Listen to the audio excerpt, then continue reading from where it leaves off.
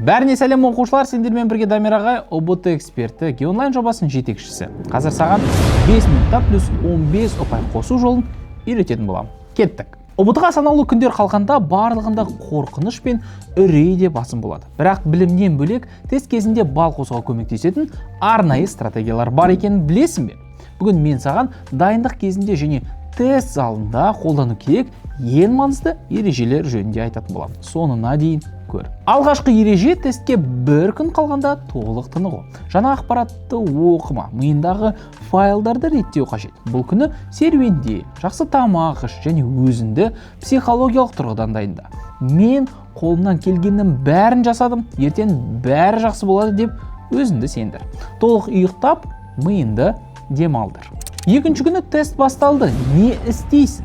Ең бірінші жеңілінен басталды. Мен тек өзің 100% білетін сұрақтарды белгілеп шық. Бұл сенің базалық балыңды жинауға, тез жинауға және қорқынышты басуға көмектеседі. Қиын сұрақтарды соңына қалдыр. Егер бір сұрақ сені 2 минуттан артық ойландырса, оны тастай сал. Оған соңына қарай ораласың.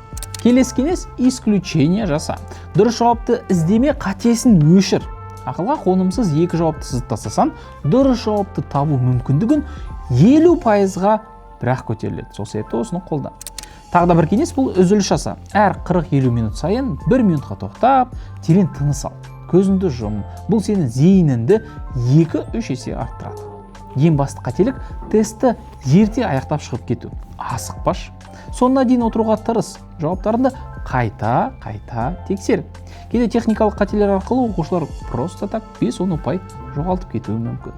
Және ең бастысы, кез келген нәтижеге дайын бол. Сабыр сақтаған адам ғана суыққанды шешім қабылдап, тестті дұрыс тапсыра алады. Оқушылар, ОБТ бұл өмірдің соңы емес, тек оның бір ғана белесі. Осы кеңестерді қолдансаңдар, нәтижелер міндетті түрде жоғарылайды. Видео пайдалы болса, лайк басып, ОБТ тапсыратын досына жіберіп қой. Барлығына грант тілеймін. Сәттілік.